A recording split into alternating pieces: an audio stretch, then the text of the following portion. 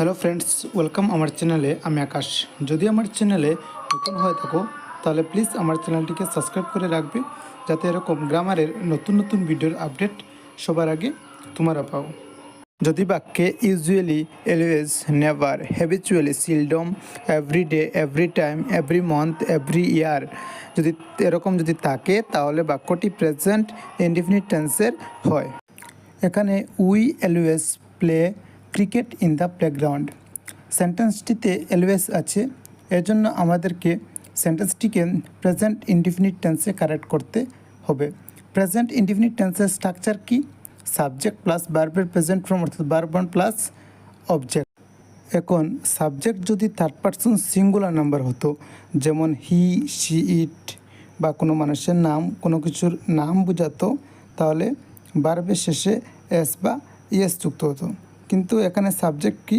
We, R we একটি বহুবচন, এজন্য এখানে ভার্ব কি? প্লে, সেম রয়েছে। যদি হি, শি, ইট বা কোনো কিছুর নাম বোঝাতো তাহলে আমরা প্লের সাথে এস বা ইয়েস যুক্ত করতাম।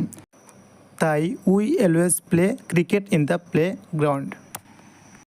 তারপর he never drink T.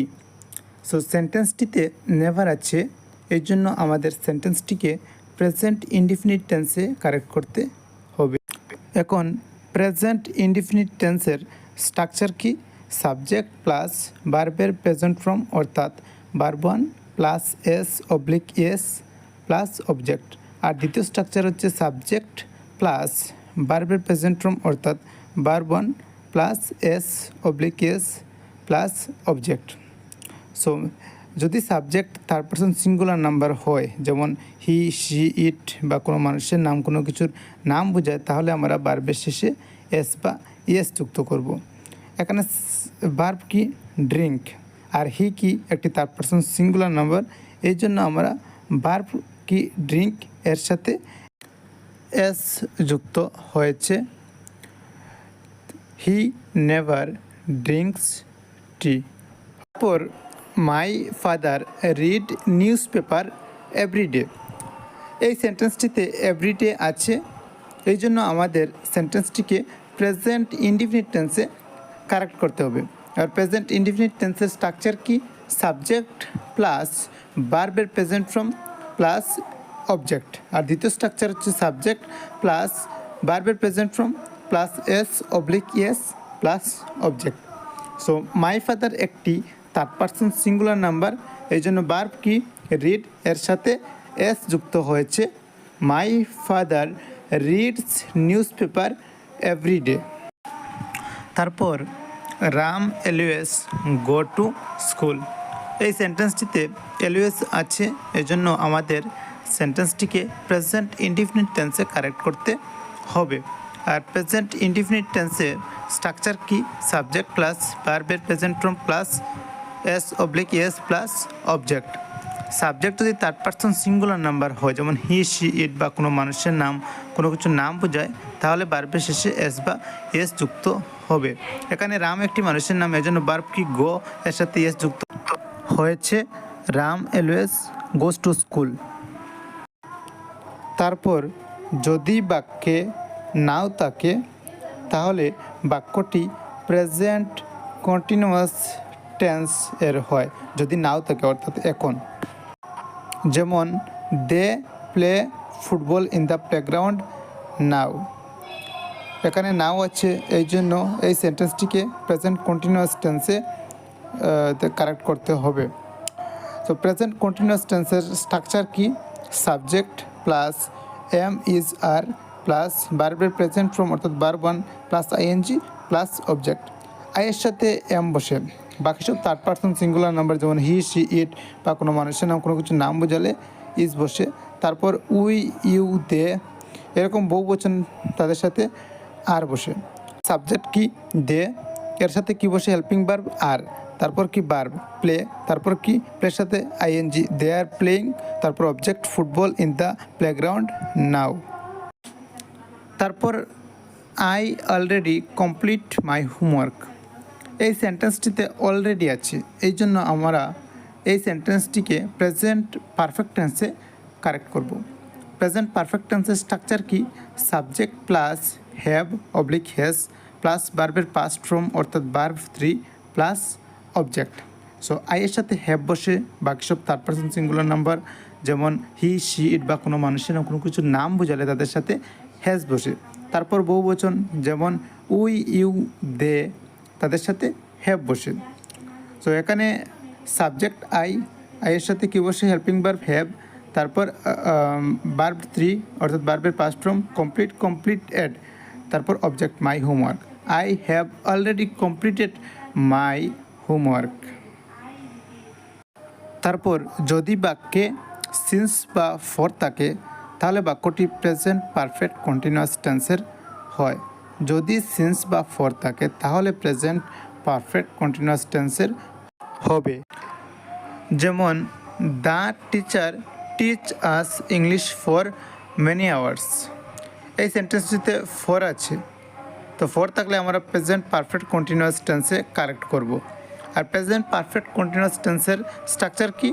Subject plus have been oblique has been plus ভার্বের প্রেজেন্ট ফর্ম অর্থাৎ verb 1 plus ING plus since for from plus object. I এর সাথে হ্যাভ বিন বসে, বাকি সব থার্ড পারসন সিঙ্গুলার নাম্বার যেমন হি শি ইট বা কোনো মানুষের নাম কোনো কিছুর নাম বোঝালে তাদের সাথে হ্যাজ বিন। তারপর বহু বচন যেমন উই ইউ দে, তাদের সাথে হ্যাজ বিন বসে। তো এখানে সাবজেক্ট কি? The teacher. দ্য টিচার একটি থার্ড পারসন সিঙ্গুলার নাম্বার, এই জন্য থার্ড পারসন সিঙ্গুলার নাম্বারের সাথে কি বসে? Has been.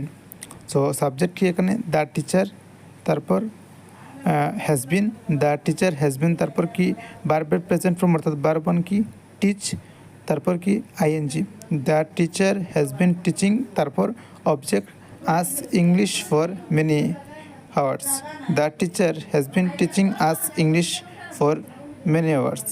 যদি সিন্স বা ফর থাকে, যদি সেন্টেন্সে সিন্স বা ফর থাকে তাহলে আমরা সেন্টেন্সটিকে প্রেজেন্ট পারফেক্ট কন্টিনিউয়াস টেন্সে কারেক্ট করব। তারপর it rain since the morning, এই সেন্টেন্সটিতে সিন্স আছে, এই জন্য আমরা এই সেন্টেন্সটিকে প্রেজেন্ট পারফেক্ট কন্টিনিউয়াস টেন্সে কারেক্ট করব। প্রেজেন্ট পারফেক্ট কন্টিনিউয়াস টেন্সের স্ট্রাকচার কি? Subject plus have been oblique has been plus ভার্বের প্রেজেন্ট ফর্ম অর্থাৎ verb 1 plus ING plus since oblique for oblique form plus object. I এর সাথে হ্যাভ বিন, বাকি সব থার্ড পারসন সিঙ্গুলার নাম্বার যেমন he she it বা কোনো কিছুর নাম কোনো মানুষের নাম বোঝালে হ্যাজ বিন। আর তারপর বহু বচন যেমন উই ইউ দে, তাদের সাথে হ্যাজ বিন। এখানে সাবজেক্ট কি? ইট, আর তার সাথে হ্যাজ বিন, তারপর কি ভার্ব রেইন, তারপর আইএনজি, তারপর object since the morning. It has been raining since the morning. যদি বাক্যে ন সি মিট এই ভার্বগুলি থাকে আর বাক্যটিতে যদি সিন্স বা ফরও থাকে তারপরেও আমরা এই সেন্টেন্সটিকে প্রেজেন্ট পারফেক্ট কন্টিনিউয়াস টেন্সে কারেক্ট করব না, এর পরিবর্তে প্রেজেন্ট পারফেক্ট টেন্সে কারেক্ট করব। কেন? যদি সেন্টেন্সে এই ভার্বগুলি থাকে যেমন ন সি মিট, আর যদি সেন্টেন্সে সিন্স বা ফরও থাকে তার সত্ত্বেও আমরা প্রেজেন্ট পারফেক্ট কন্টিনিউয়াস টেন্সে কারেক্ট করব না, এর পরিবর্তে আমরা সেন্টেন্সটিকে প্রেজেন্ট পারফেক্ট টেন্সে কারেক্ট করব। যদি এই ভার্বগুলি থাকে ন সি মিট, এই ভার্বগুলি থাকলে আমরা প্রেজেন্ট পারফেক্ট টেন্সে কারেক্ট করব। এখানে I not meet my friend for many days, এখানে ফর আছে, মিটও আছে। আর যদি সেন্টেন্সে ফর থাকে আর ভার্ব যদি মিট থাকে তাহলে আমরা এই সেন্টেন্সটিকে প্রেজেন্ট পারফেক্ট কন্টিনিউয়াস টেন্সে কারেক্ট করব না। যদি ফর থাকা সত্ত্বেও মিটও থাকে তাহলে আমরা সেন্টেন্সটিকে প্রেজেন্ট পারফেক্ট টেন্সে কারেক্ট করব। আর প্রেজেন্ট পারফেক্ট টেন্সের স্ট্রাকচার কি? Subject plus have oblique has plus ভার্বের পাস্ট ফর্ম অর্থাৎ ভার্ব 3 প্লাস অবজেক্ট। আই এর সাথে হ্যাভ বসে, বাকি সব থার্ড পারসন সিঙ্গুলার নাম্বার যেমন হি শি ইট বা কোনো মানুষের নাম কোনো কিছু নাম বোঝালে তাদের সাথে হ্যাজ বসে। তারপর বহু বচন যেমন উই ইউ দে, তাদের সাথে হ্যাভ বসে। এখানে সাবজেক্ট কি? আই এর সাথে কি বসে? হ্যাভ, তারপর কি নট, তারপর কি ভার্ব 3 মিট, তারপর object my friend for many days. I have not meet my friend for many days. তারপর we know each other for many days.